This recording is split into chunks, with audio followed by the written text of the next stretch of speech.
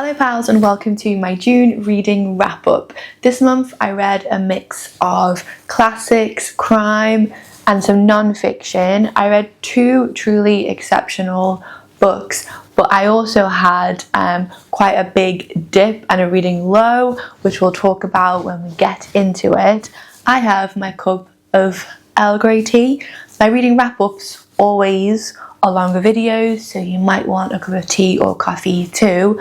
Let's go ahead and get started. First up, let's head to the two books that I'm most enthused about, because I could talk for so long about both of these books.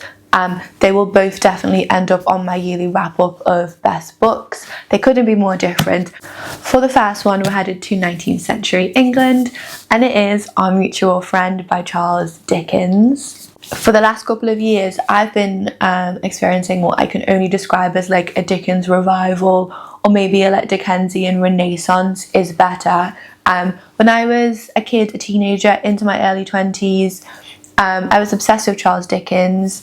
Great Expectations, Bleak House were some of my favourite novels. But when I got into my 20s, I think I decided that reading Dickens perhaps wasn't the most sophisticated thing I could be doing, and that actually the kind of Victorian realists like Hardy and Eliot, who I both adore, to be fair, they're two of my favourite authors, was more my cup of tea, and the more kind of literary Victorian novels. But now I'm very much back into the swing of things of Dickens, and actually his sentimentality, the kind of exaggerated nature of his characters, his like flourishes, the hyperbole, are all things that I like actively seek out. The last Dickens I read was Bleak House. I have read Our Mutual Friend before. This is a reread for me. I knew that I really liked this, but I just had the most incredible reading experience with this book. I think I said in my January reading wrap up that Blood Meridian would be my book of the year and it would be impossible to top, but I think that this has topped it. This is quite hard to summarise because there is a main central thread of plot that runs through this, but the book is also populated by an awful lot of kind of subplots and then side plots. But basically, Our Mutual Friend centres around the inheritance of a very large fortune. The fortune has been amassed through dust, essentially rubbish, the sorting and like collecting of dust. The man who has amassed this fortune dies, and his only son is due to inherit on the stipulation that he marries a woman who is named in the will. On his way back to London, he is found drowned in the River Thames. The plot in this, I always think, is implausible, but also utterly brilliant. The side plots in this are really important. I always think of this kind of as the whole is greater than the sum of its parts.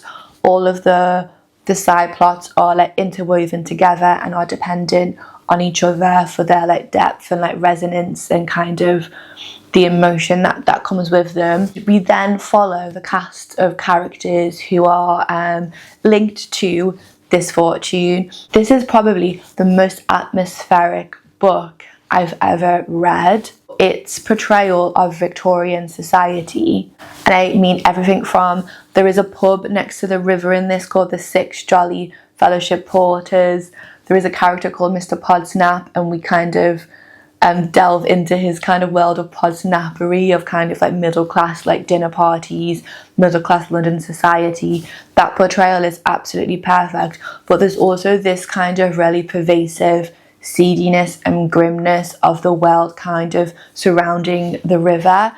If you want to get lost in a novel, this is the most perfect novel to do that with. The heart of any Dickens novel, and especially this one, is the cast of characters, and the characters in this are the best that you will find in any of his novels. My favourite ever Dickens character is Jenny Wren.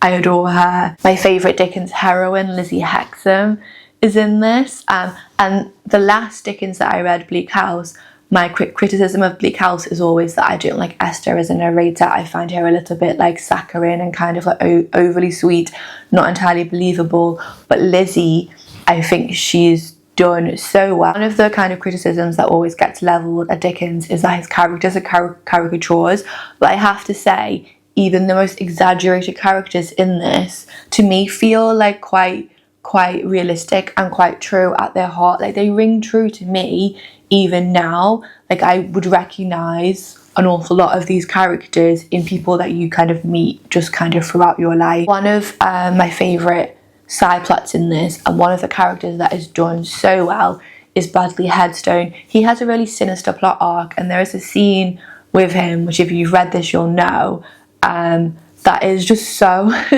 quite disturbing. I know that this isn't generally considered Dickens' best novel, and I still think that Great Expectations is technically probably the better novel, but I have to say that this reread has convinced me that this might be my favourite. And I do always say that Middlemarch is my favourite ever novel, but probably it's because it's so fresh in my mind. But now I'm thinking, actually, is it Middlemarch and Our Mutual Friend? You do have to trust Dickens in this, because there are an awful lot of characters, there is an awful lot of plot that has to come together, and it does take a little bit of time. If you stay with it, it's well worth the wait, but you do have to put your trust in Dickens, the same as Middlemarch, actually, in that respect. One of the things that I loved about this is how he portrays like the kind of like corrosive effects of wealth, and the like how that can corrupt good, kind people. The balance of like genuinely like quite like moving emotional scenes. This is really funny. The plot is just so like complex and intricate. The characters just make this the most perfect novel. I'm so glad that I reread this. Okay, on to the second book, which I don't own because I read it on my Kobo, and that is, I'll put it here, American Pastoral by Philip Roth. This was kindly recommended to me in the comments, and I picked it up based on that, and based on the fact that late last year I listened to a podcast series by my favourite podcast, The Rest is History, on America in 1968. 1968 is a really pivotal year in this book. Straight off the bat, I thought that this book was truly exceptional, one of the best American kind of modern classics that I've ever read. This book opens with a writer called Nathan Zuckerman. The first 100 or so pages of this are just purely like exposition of setting up the novel that we get to. The novel that we get to is based on the life of a man called Swede Lvov. He is basically the embodiment of the American dream. He's like this blonde-haired, blue-eyed high school athlete who becomes a Marine. He then inherits his kind of like father's glove making business. He's kind of like upstanding, community-minded, very kind. He's just a really good man. The Swede is Jewish and he lives in Newark, which I now know is in New Jersey. I don't know a lot about American Jewish culture, and also like popular culture kind of in America in the 60s, like things like the music they were listening to.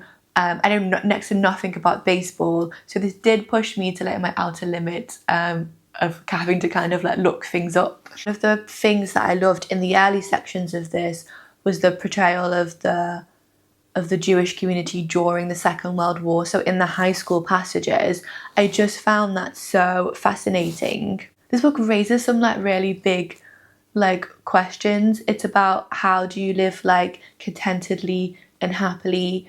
How do we kind of mistakenly understand other people? Do we ever fully understand them? I think Philip Roth would probably say no. It's also about like assimilation, because the Swede is Jewish. Is he ever considered to be fully American by other Americans? And what happens when his like assimilation into America is so successful that he essentially like loses himself? The Swede marries a kind of like a local beauty queen, Miss New Jersey, and they have a daughter, Mare, and Mare is radicalized against the Vietnam War. This kind of like terrible event happens, and it basically derails the Swede's life. The premise of this is basically watch a good man trying to live his life and find meaning, and then watch it kind of get completely derailed. I'm completely in awe of the writing in this, and it really kind of hammered home for me the reason why now I'm somebody who reads more modern classics and classics. This really reminded me of one of my favourite novels, which I am going to reread over summer, and that is Parade's End. Parade's End is about kind of the First World War and its effect on the English psyche and a man being out of time. This is very much a novel about American spirit and the American psyche, from the heights of kind of saving the world during the Second World War, which I don't think is true, to the fall during the Vietnam War.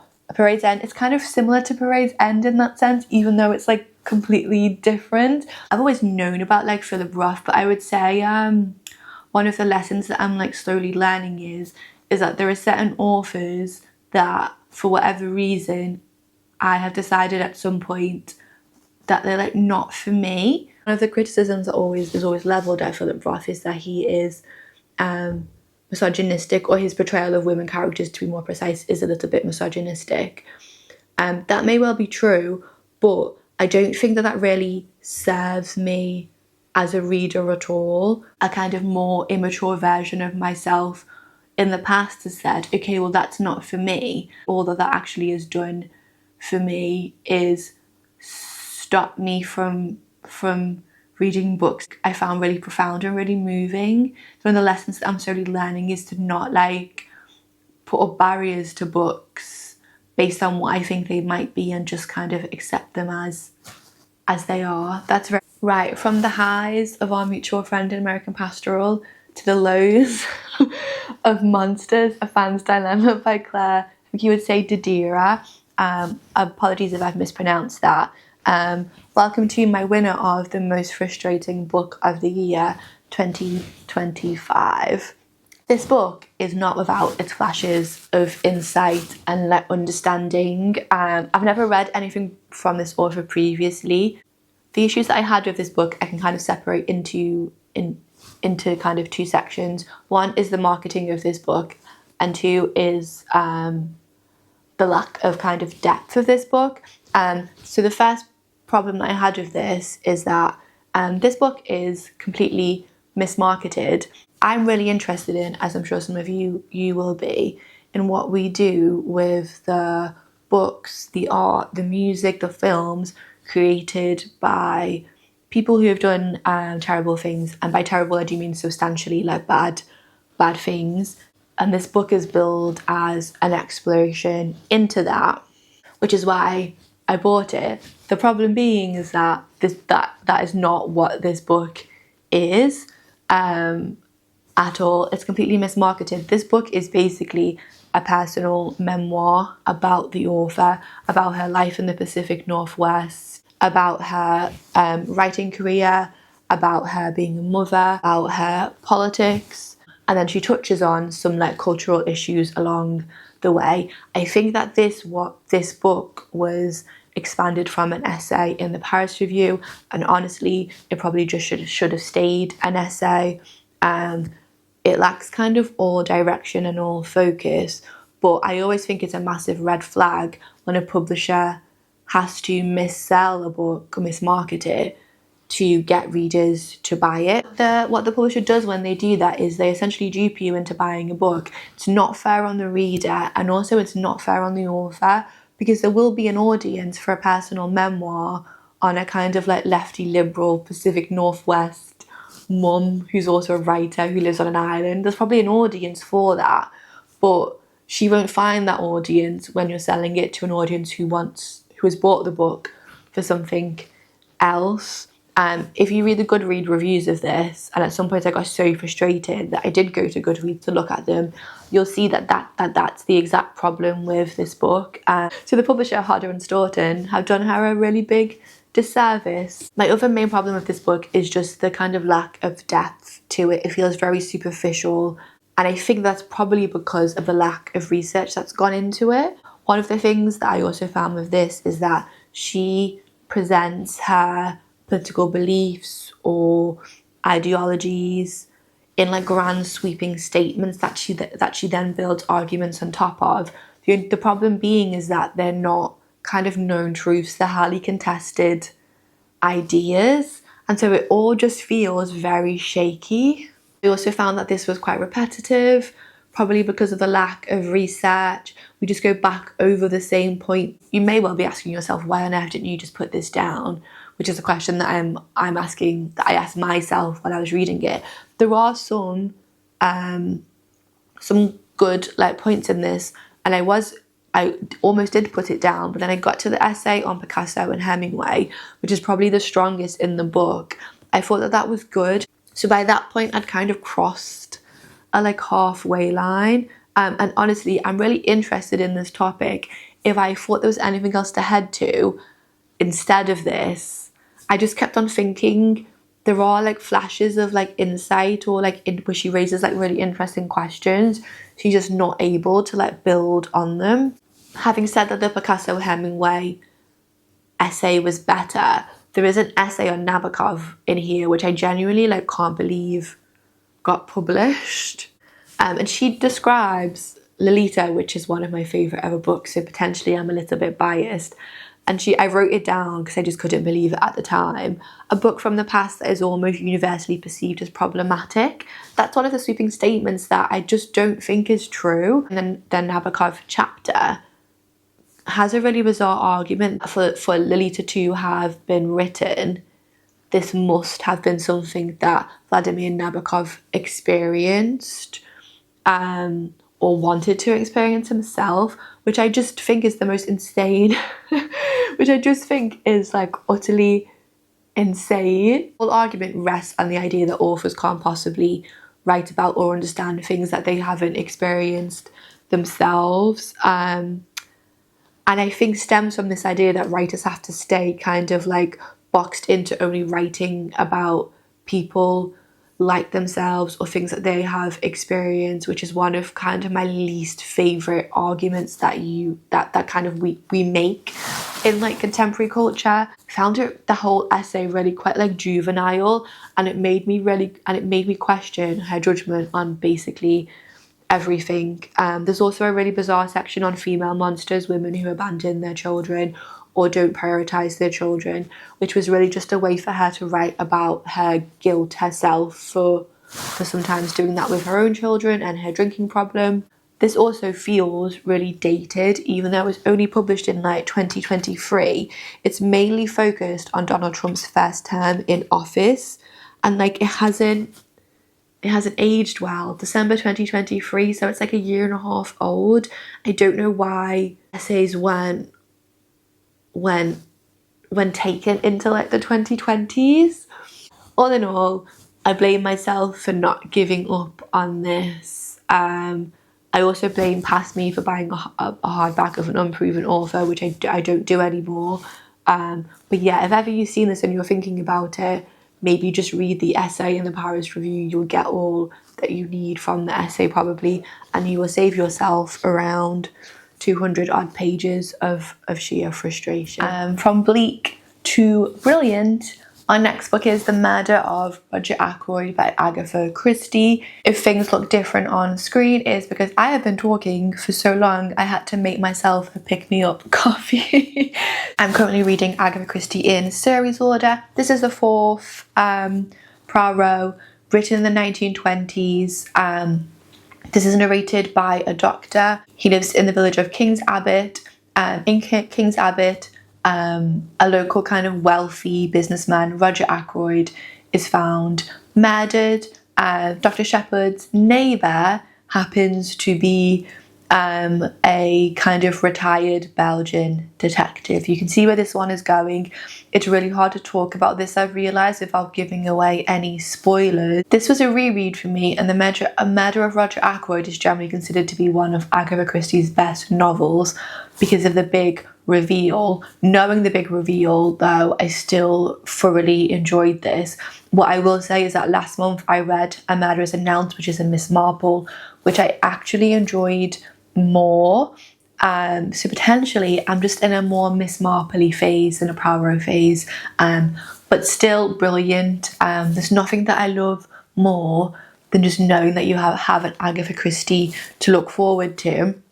I can't decide on this channel if I should wrap up crime books in a different video than the rest, but that's an aside and something for me to think about. Thoroughly enjoyed my kind of crime book of the month. The next book that I read in June that we'll talk about is The Mare by Angharad, Hampshire. I spoke about this in my mid-year book freakout tag, so I won't go too in depth on this other than to say this is a fictionalized account of a real life historical figure, Hermione Brownsteiner, who was a concentration camp prison guard for several concentration camps in Poland and in Germany. This is a fictionalized account of her time as a guard and her new life in America and marrying her husband, who also narrates sections of this book.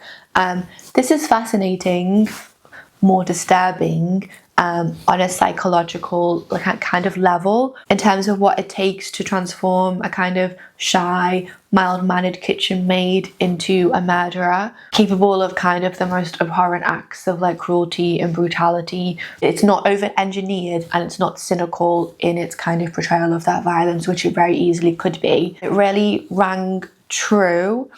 I think it also raises a really interesting question where it doesn't condemn or judge, but it asks what it would take to make a person or to make oneself commit those acts, which is a very unsettling question. One of the things that I will applaud the author for this, because I thought that this was very well done, is that she doesn't give Hermione a moment of redemption, the moment where she accepts responsibility for her actions or appreciates the magnitude of what she's done. She never has that moment, and I think that the easy way out for an author would be to kind of give her that, but it feels truer to real life to not. The only thing that I will say about this is that the writing, specifically the dialogue in this, can be a little bit clunky. The dialogue reads very stilted, and it really takes you, and it can take you out of the book, because you do think, well, nobody would talk like that, and so it takes you out of what is otherwise a very immersive, fast-paced book. You kind of can't take your eyes away from it. But there was a passage as an example where Hermione's husband and his closest best friend are talking to each other, and it reads like they're perfect strangers. It doesn't ring true to how they would talk to each other at all. And so I found those moments a little bit jarring. That aside, I thought that this was really very good, and I would definitely read other novels by Angharad, Hampshire. I think that this is maybe her debut novel, but yeah, if she does anything else, I will certainly head to it. This book is called One Simple Thing by Eddie Stern. Again, I read this on my Kobo. This is a book about the science of yoga. I won't go into this too much, because I do think to read this, you need to have a foundational grasp on yoga. But essentially, this is an investigation into why yoga works. If you've ever practiced yoga, you'll know that it's not like a normal workout. It kind of works on a physical, spiritual, emotional level in a way that other things don't. This book takes a look at the science behind why that is the case, and then ties that science to the Eastern kind of ancient yogic texts. Even as somebody who's been practicing yoga for a very long time, and as somebody who is certified to teach yoga, I learned tons from this. And it corrected a few assumptions that I had made, which turned out to be incorrect. So I like this a lot. If you're interested in yoga or you practice yoga, this would be really good. It also taught me that I need to do more breath work. But yeah, I'd recommend this if you're interested in yoga. If not, this is not a good starting point. That is it for June. Kind of a month of some incredible highs, and then also some lows. I've learned I need to read more Dickens. I need to read more Roth, and I need to DNF books when I realise that they're not working for me. That is pretty much it. I'm currently, we're in the first week of July. I'm currently working on my Jane Austen July TBR, and I'm also working on my summer reading TBR. July is going to be a good reading month. I can feel it. I'm also heading to, having spoken about Dickens, they've just released a new audiobook version of Great Expectations, narrated by Stephen Fry, which is just the combination that I wanted to hear. So if you're looking for a Dickens audiobook, that is on there. I haven't listened yet, but it looks absolutely fantastic, and Stephen Fry is my favourite audiobook narrator. That is it. If you've read any of these, or if you have any recommendations based on these, I love hearing your recommendations, and I have a running list of books that you guys have recommended to me to track down. Some of them I already have copies of. I love hearing your recommendations. So I will see you all soon in a new video.